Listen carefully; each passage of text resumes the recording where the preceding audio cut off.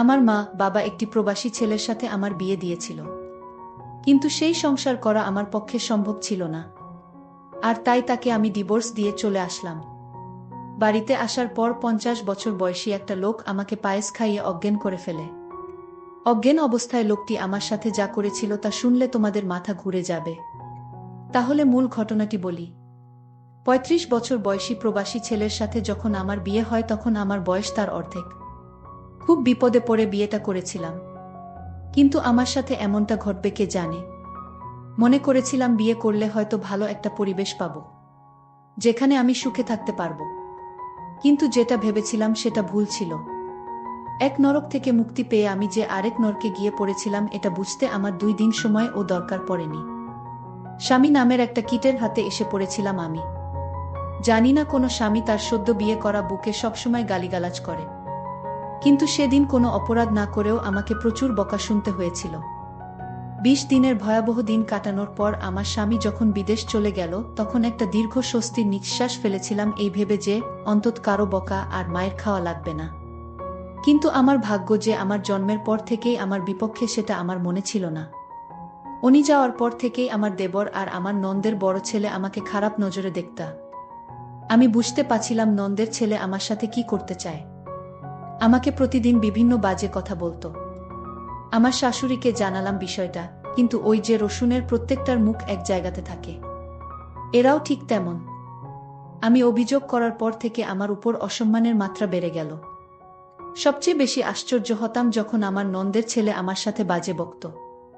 শাশুড়িকে জানানোর পর যখন কোনো কাজ হলো না, সিদ্ধান্ত নিলাম আমার স্বামীকে বিষয়টা জানাবো। কিন্তু সেটাও হলো না। আমার ফোন কেড়ে নেওয়া হলো। আমাকে হুমকি দেয়া হলো, যদি তার ছেলের কানে কিছু যায় আমার খবর খারাপ হবে। মুখ বুজে সহ্য করা ছাড়া আমার কোনো উপায় ছিল না। আমার জায়ের সাহায্য নিয়ে আমার স্বামীকে আমি সব জানালাম, কিন্তু তাতেও কোনো লাভ হলো না।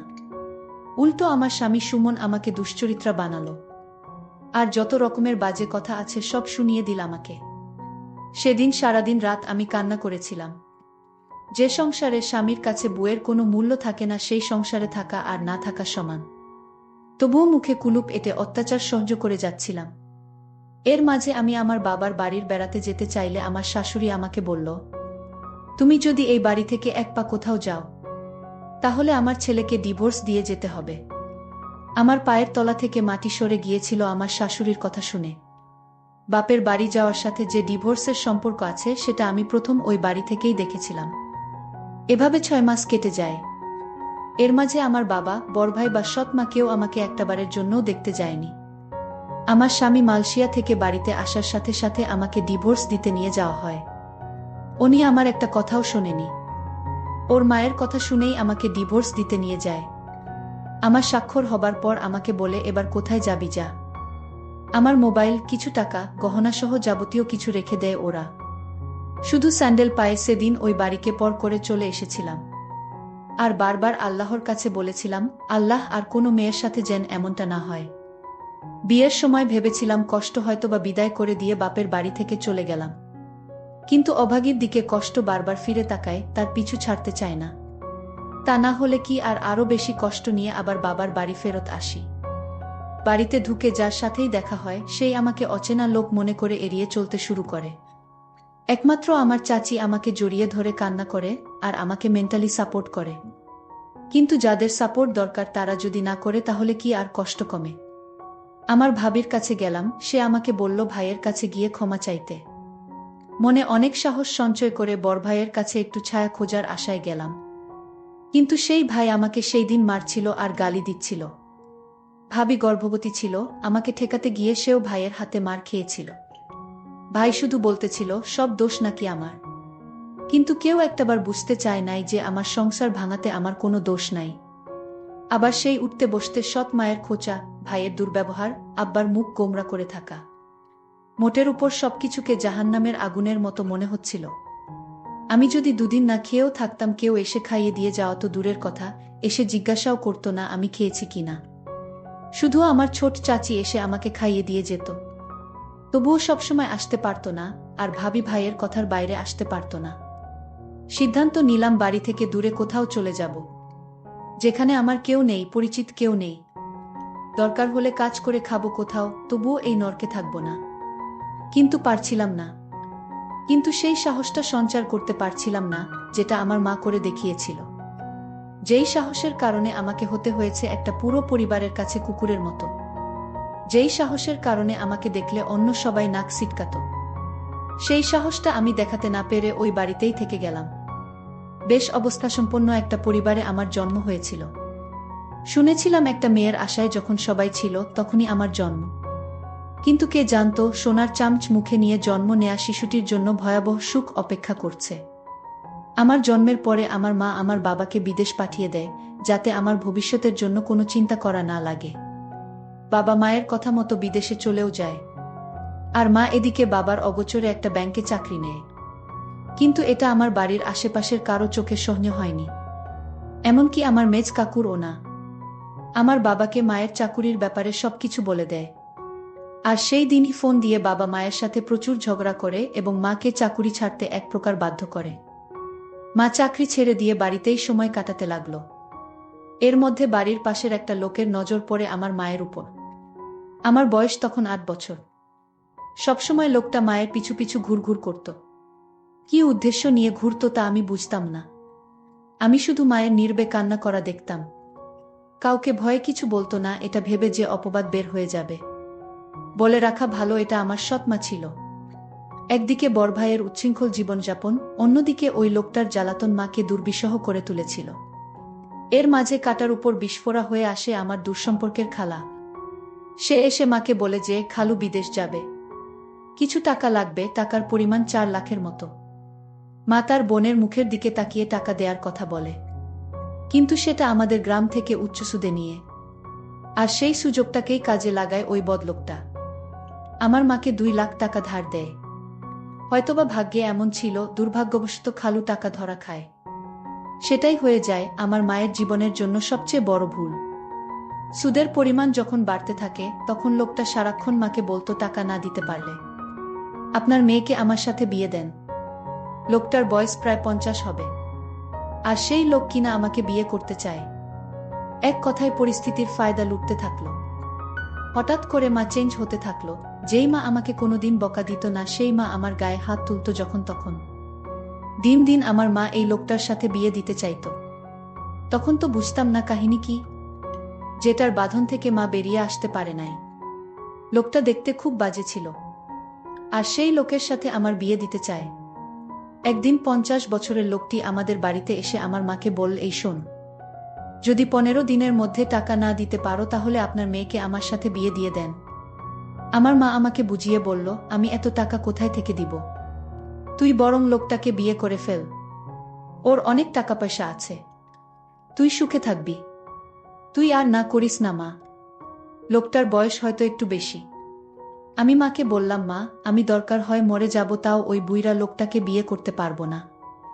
আমি মনে মনে সিদ্ধান্ত নিলাম আমি এই বাড়ি থেকে পালিয়ে যাব। কিন্তু পালিয়ে কোথায় গিয়ে থাকবো, কার কাছে যাব? কিন্তু আমি পালিয়েও যেতে পারলাম না। যেদিন ঘর থেকে পালাবার চেষ্টা করছিলাম, সেই দিন ঘর থেকে বাহির হওয়ার সময় মা দেখে ফেলে। তারপর আমার পিছু নেয়। আমি যখন একটা সিএনজিতে উঠলাম, আর সেই সিএনজিতে বসা ছিল সেই লোকটা যার সাথে আমার বিয়ে হবার কথা। লোকটার নাম শুনেছিলাম আকবর আলী। সেই আকবর আলী আমাকে দেখে ধরে ফেলে এবং বাসায় নিয়ে যায়। বলে রাখা ভালো যে মা এই 50 বছর বয়সী আকবর আলীর সাথে বিয়ে দিতে চাইছে। সে আসলে আমার আপন মা না, সে আমার সৎ মা। আর সৎ মা বলেই এরকম একটা 50 বছর বয়সী লোকের সাথে আমার বিয়ে দিতে চাইছে। তাছাড়া ঋণ পরিশোধ করতে আমাকে তার সাথে বিয়ে দেওয়া হচ্ছে। যাই হোক, আমাকে সিএনজি থেকে লোকটা ধরে বাড়িতে নিয়ে আসলো আর বলল, শোন, আমার কিসের অভাব, আমার সাথে বিয়ে হলে তোর সমস্যা কি? আমি লোকটিকে বললাম, দেখুন, আপনি আমার বাবার বয়সী, আপনি আমাকে এখান থেকে চলে যেতে দিন। আমি এখানে থাকবো না আর আপনাকে বিয়ে করতে পারবো না। দরকার হয় মরে যাবা, তাও আপনার সাথে আমার বিয়ে হবে না। লোকটি আমার কথা শুনে আমাকে জোরে একটা থাপ্পড় মেরে বলল, এই মেয়ে কি ভাবছিস তুই, আমার টাকার কি সুতা নাই? তোর মা যদি 1 সপ্তাহের ভিতরে টাকা ফেরত না দেয় তাহলে তোর অবস্থা খুব খারাপ হয়ে যাবে। হঠাৎ লোকটির ব্যবহার পরিবর্তন হতে শুরু করল। লোকটি বলল, শোন মা, আসলে আমি ভুল করেছি। তুই আমার মেয়ের মতো, আজ যদি আমার একটা মেয়ে থাকতো তাহলে আমি কি এরকম একটি লোকের হাতে তুলে দিতে পারতাম? লোকটির পরিবর্তন দেখে আমার মনের ভিতর সন্দেহর সৃষ্টি হলো। লোকটি হঠাৎ এরকম পরিবর্তন হলো কেন? এই বিষয়টা নিয়ে আমি অনেক চিন্তিত হলাম। লোকটি আমার জন্য নিজ হাতে রান্না করে আমার জন্য খাবার নিয়ে এলো। আমি বললাম, আমি খাবো না। আমাকে এখান থেকে যেতে দিন। আমি এখানে থাকতে চাই না। এখানে আমার দম বন্ধ হয়ে আসছে। আকবর আলী তখন আমায় বলল, ঠিক আছে, তুই যেখানে যেতে চাস সেইখানেই তোকে যেতে দিব, কিন্তু আজ রাতটা আমার বাসায় থেকে যা। আমি কথা দিচ্ছি কাল সকালে আমি তোকে আর আটকাবো না, আমি তোকে বিদায় দিয়ে দিব।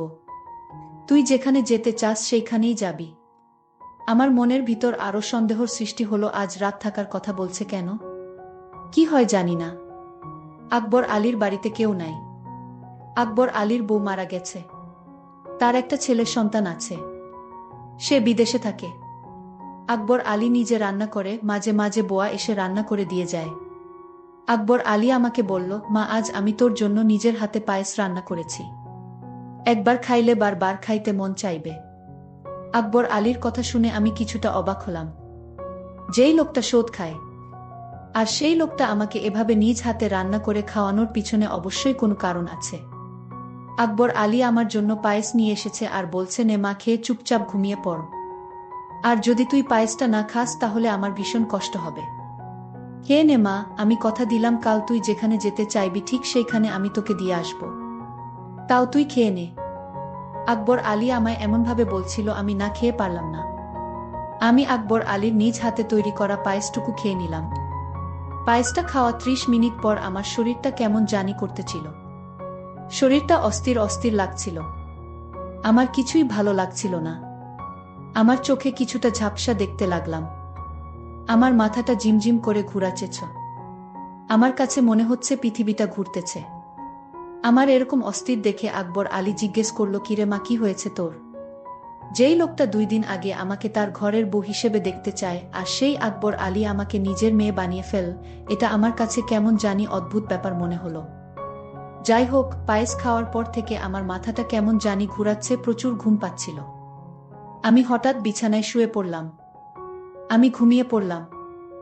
এরপর আমার সাথে যা ঘটেছিল তা শুনলে তোমাদের হুঁশ থাকবে না। আমি যেন অজ্ঞান অবস্থায় ঘুমিয়ে পড়লাম। আমার কোন হুঁশ ছিল না। তারপর আকবর আলী আস্তে করে আমার রুমে আসলো আর আমার বিছানায় বসল। আকবর আলী এক অদ্ভুত আচরণ করল ঘুমের ঘরে। আমি স্বপ্নে দেখতে লাগলাম আকবর আলী আমার কাছে আসছে। আর আকবর আলীর হাতে বিশাল বড় একটা হাতুড়ি দিয়ে আমাকে মারতে আসলো। আর এই স্বপ্ন দেখে আমি বিছানা থেকে লাফ দিয়ে উঠে পড়লাম। উঠে দেখি রুমে কেউ নাই, তবে আমাকে কেমন জানি এলোমেলো লাগছে। মনে হচ্ছে আমার ঘরে কেউ আসছিল। আমি বিছানায় একটা ঘড়ি দেখতে পেলাম। আর সেই ঘড়িটি আকবর আলীর হাতে ছিল। আমি ভালো করে লক্ষ্য করলাম এটা আকবর আলীর হাতে ছিল। কিন্তু দরজা তো ভিতর থেকে লক করা, তাহলে আমার রুমে কেউ ছিল না। তাহলে আমি কি বাজে স্বপ্ন দেখছি? আর সেই স্বপ্নে আমার ঘুম ভেঙে গেল। আকবর আলী আমার রুমে না আসলে তাহলে কে আমার রুমে আসলো? আর ঘড়িটি তো আকবর আলীর। তাহলে আকবর আলী কি আমার রুমে এসেছিল? আমি রুম থেকে বের হয়ে দেখলাম আকবর আলী নামাজ পড়তে লাগলো। আমি আকবর আলীকে দেখি ভীষণ অবাক হলাম। আমি দাঁড়িয়ে থেকে তার নামাজ দেখলাম। নামাজ শেষে হলে আমি তার কাছে গেলাম এবং বললাম, দেখুন, আজ রাতে আমার রুমে কে আসছিল আমি বুঝতে পারছি না। তারপর আকবর আলী বলল, আরে বোকা মেয়ে, তোমার রুমে আবার কে আসবে? তুমি হয়তো দুঃস্বপ্ন দেখছো। তাহলে আমার বিছানায় আপনার ঘড়ি কি করে এলো? কই, ঘড়ি তো আমার হাতে, তাহলে এটা কার ঘড়ি? ও বুঝেছি মা, আমার ছেলে 2টা একরকম ঘড়ি নিয়ে আসছিল বিদেশ থেকে। আর তুমি যে রুমে থেকেছো সেই রুমে আমার ছেলে থাকতো, সে হয়তো ভুল করে ঘড়িটা ফেলে রেখে চলে গেল। আচ্ছা মা, আমি তোমার জন্য একজন পাত্র ঠিক করেছি। আমি তোমাকে তার সাথে তোমাকে বিয়ে দিব। তোমার মায়ের সাথেও আমার কথা হয়েছে। আমার তো কোনো মেয়ে নেই, আর আমি তোমাকে আমার মেয়ে করে নিলাম। আর তুমি গতকাল রাতে যা দেখছো সবই দুঃস্বপ্ন মা। তারপর আকবর আলী আর আমার মা আমার জন্য সেই সুমন ছেলেটিকে নির্ধারণ করল। আমি আকবর আলীকে বাবা বলে ডাকলাম। বাবা, আসলে আমি তোমাকে ভুল বুঝেছিলাম। তোমার মতো এমন মানুষ এ যুগে পাওয়া বড়ই কঠিন। তারপর আকবর আলী বাবা আমার বিয়ের সমস্ত খরচ বহন করে আমাকে সুমনের সঙ্গে বিয়ে দিয়ে দিল।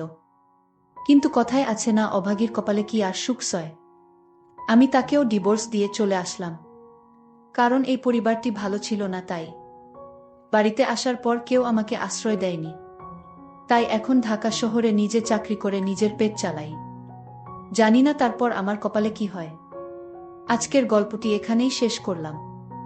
যদি গল্পটি ভালো লাগে তাহলে চ্যানেলটি সাবস্ক্রাইব করে পাশে থাকবেন। ধন্যবাদ।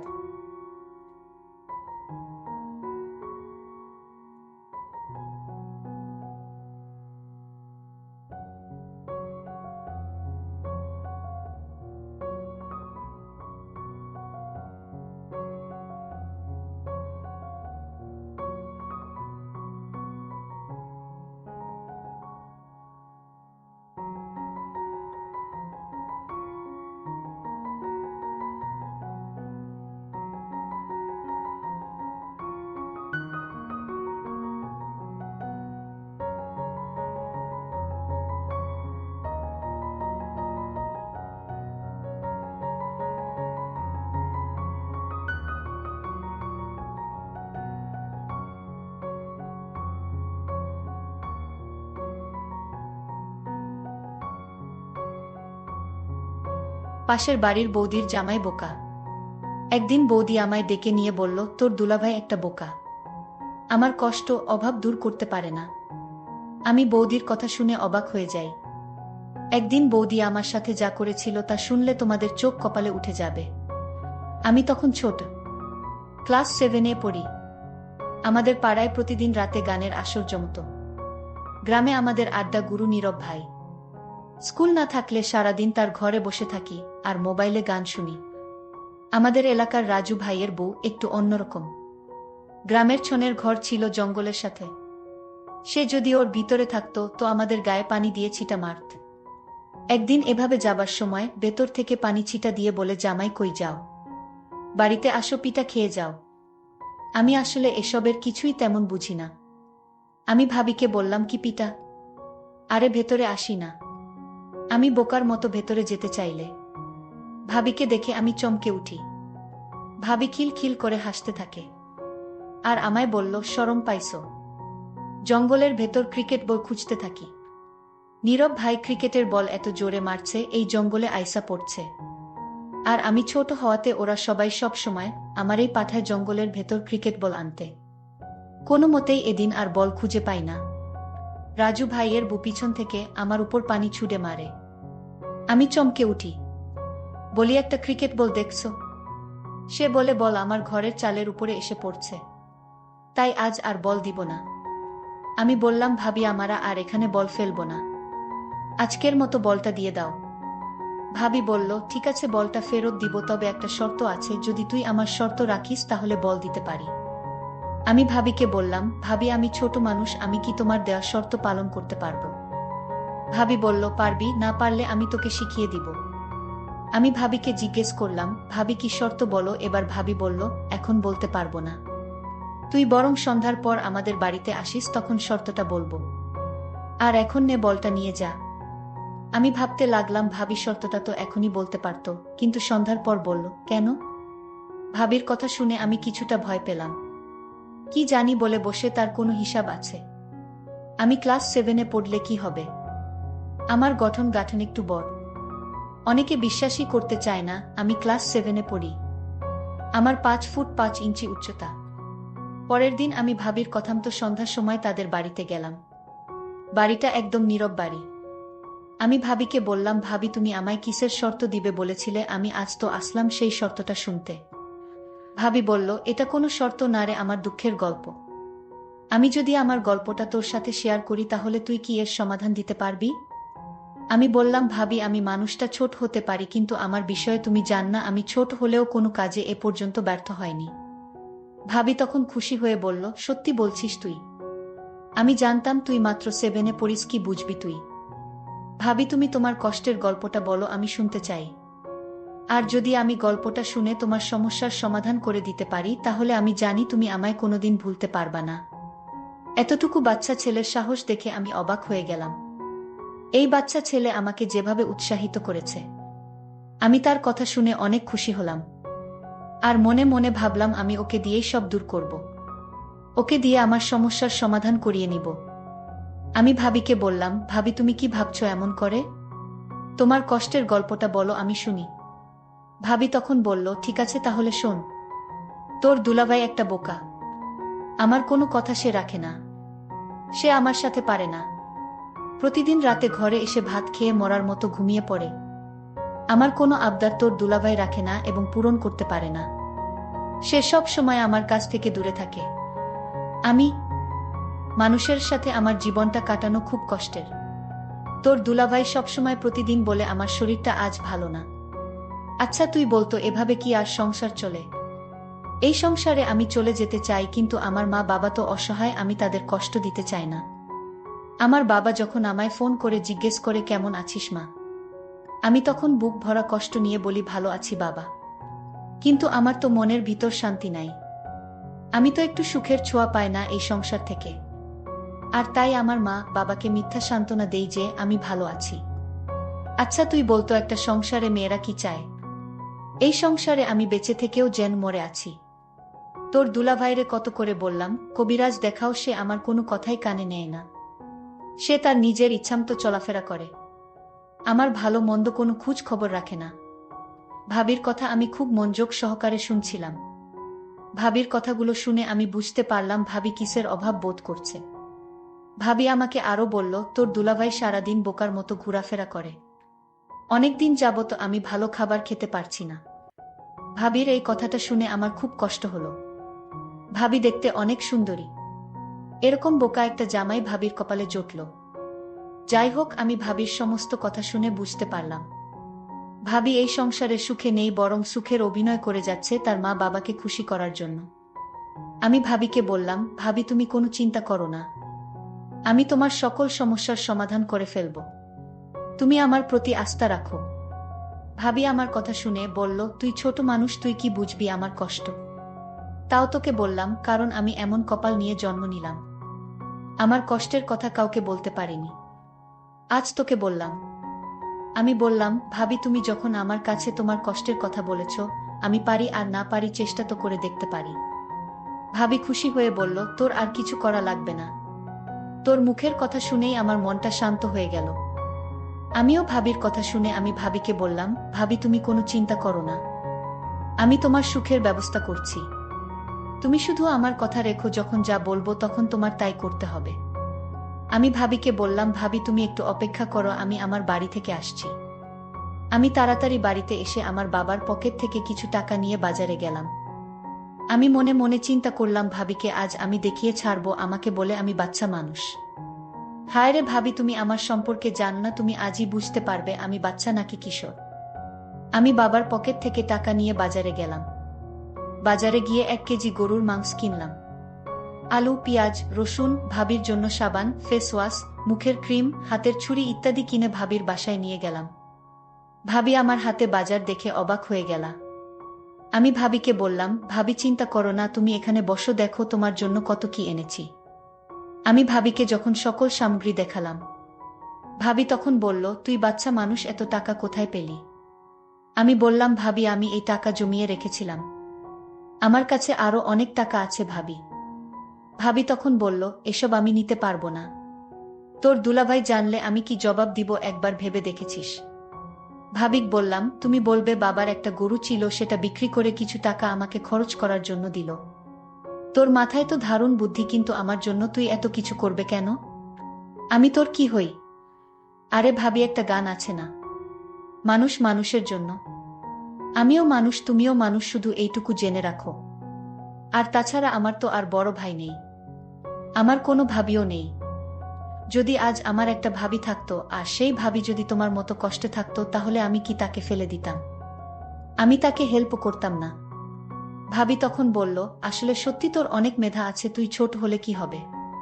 তোকে আল্লাহ অনেক জ্ঞান বুদ্ধি দিয়েছে, তুই ভবিষ্যতে অনেক বড় হবি। আমি ভাবিকে বললাম, ভাবি এবার কথা বাদ দিয়ে রান্না করো। আজ তুমি গরুর মাংস দিয়ে ভাত খাবে, আমিও তোমার সাথে খাবো, অনেক ভালো লাগবে। বলতেই ভুলে গিয়েছিলাম, যাকে আমি বাচ্চা বলে ডাকি, তার নাম সজীব, তার মা বাবা। ভালো লাগবে। বলতেই ভুলে গিয়েছিলাম, যাকে আমি বাচ্চা বলে ডাকি, তার নাম সজীব, তার মা বাবা আছে। তাদের একটা মাত্র সন্তান, সে হচ্ছে সজীব। আর একমাত্র সন্তান বলে সজীবকে তার বাবা মা অনেক স্নেহ করে, যখন যা চায় তাই দেয়। আমি সজীবকে বললাম, সজীব তুই বস, আমি রান্না করি।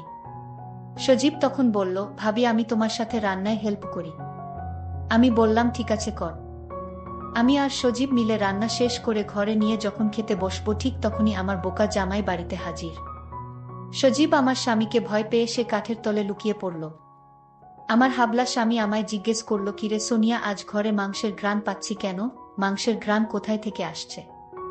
আমি তখন আমার বোকা স্বামীকে বললাম, আমার বাবা এসেছিল আজ দুপুরে, আমার জন্য অনেক কিছু নিয়ে আসছে। তুমি তো আমার বরণ পোষণ করতে পারো না। আর তাই বাবা আমার জন্য হাতের ছুরি, মুখের ক্রিম, ফেসওয়াশ, ব্যাগভর্তি বাজার নিয়ে আসছিল। আমার স্বামী এই কথা শুনে বলল, আমার সুর আব্বার এত দর্দ হয়েছে আমাদের প্রতি, হঠাৎ এই দর্দ কেন? যাই হোক, অনেকদিন পর ঘরে মাংস রান্না হলো, দাও পেট ভরে ভাত খাই। আমি মনে মনে বললাম, শুধু খেতেই জানো, ঠিকমতো দিতে জানো না। এইদিকে সজীব কাঠের নিচে শুয়ে ঘুমিয়ে পড়ল। আমি আমার স্বামীর জন্য ভাত আর মাংস নিয়ে তার কাছে গেলাম, তাকে খেতে দিলাম। সে শুধু মন ভরে ভাত খাচ্ছে, আর একটা বার জিজ্ঞেস করল না, তুমি খাবে না আমার সাথে, তুমিও খাও না?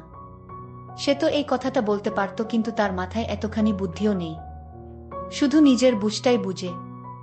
আমার কষ্টটা একবারও জানতে চায়নি। যাই হোক, সে খেয়ে দিয়ে বিছানায় শুয়ে নাক ডেকে ঘুমাচ্ছিল। আমি তখন কাঠের নিচে সজীবকে বললাম, সজীব আয়, সজীব তোর দুলাভাই ঘুমিয়ে গেছে।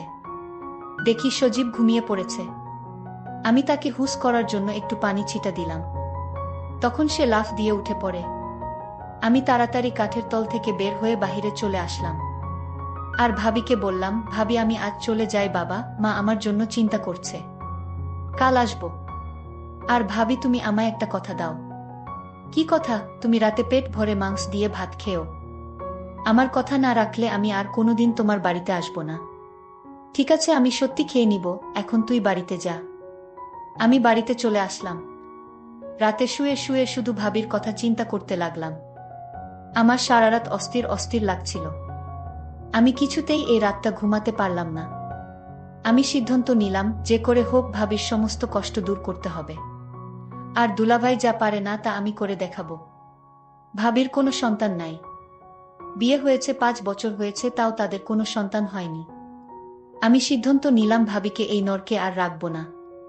আমি তাকে সমস্ত সমস্যার সমাধান করব। পরের দিন দুলাভাই গঞ্জে চলে গেল, আজ মনে হয় রাতে ফিরতে পারবে না। ফিরতে ফিরতে কাল সকাল নাগাদ হবে।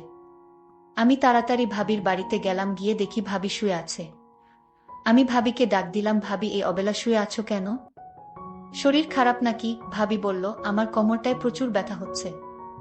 আমার স্বামী এ পর্যন্ত আমায় কোনো ওষুধ কিনে দেন নাই। আমি ভাবিকে বললাম, ভাবি আমি তোমার জন্য ব্যথার ওষুধ নিয়ে আসি। ভাবি বলল, না লাগবে না। আমি ভাবিকে বললাম, ভাবি ট্যাবলেট না খেলে তো ব্যথা সারবে না ভাবি। সজীব ভাই আমার, আজ আমি অসহায়, আমার পাশে কেউ নেই। আজকের কোমর ব্যথায় মনে হয় আমি মরে যাব। এই জন্যই তো বললাম ঔষধ নিয়ে আসি। ভাবি বলল, ঔষধ লাগবে না, তুই কোমরটা একটু মালিশ করে দে, তাহলেই ব্যথাটা কমে যাবে। আমি ভাবির এমন কথা শুনে আমার কেমন জানি লাগছিল। আমি বললাম, ভাবি আমি পারবো না মালিশ করতে, আমি বরং ডাক্তার নিয়ে আসি। ভাবি তখন আমায় বলল, আরে বোকা ছেলে, এই ব্যথা মালিশ ছাড়া কমবে না। তুই অয়তা ডাক্তার নিয়ে শুধু খরচ বাড়াবি। তুই একটু মালিশ করে দিলেই ব্যথাটা কমে যাবে। আমি ভাবির ব্যথার কষ্ট দেখে আমি মালিশ করে দিলাম। 5 মিনিট পর ভাবি ব্যথা কমে যাওয়ায় ঘুমিয়ে গেল। আর আমার মনের আশা করে নিলাম। আর ভাবিও এটাই চেয়েছিল। আমি ছোট হলেও তা বুঝতে পারি। আমি যেদিন বল আনতে গিয়েছিলাম সেই দিনই বুঝতে। এতদিন ঢাকায় ছিলাম। ভাবি আমাকে দেখে বলল, সজীব তুই কেমন আছিস? ভালো ভাবি, তুমি কেমন আছো ভাবি? আমি ভাবির মুখে হাসি দেখতে পেলাম। আমি কোনোদিন ভাবিকে এমনভাবে হাসতে দেখিনি। ভাবি আমাকে ঘর থেকে একটা মিষ্টি নিয়ে এসে বলল, নে মিষ্টি খা। আমি বললাম, ভাবি এটা কিসের মিষ্টি? ভাবি বলল, আমি মা হতে চলেছি। আমার আর কিছু বুঝতে বাকি রইল না। বন্ধুরা, আজকে গল্পটি কেমন লাগলো তা অবশ্যই কমেন্ট করে জানাবেন। আর এরকম নতুন নতুন গল্প পেতে আমাদের চ্যানেলটিকে সাবস্ক্রাইব করে পাশে থাকবেন। ধন্যবাদ।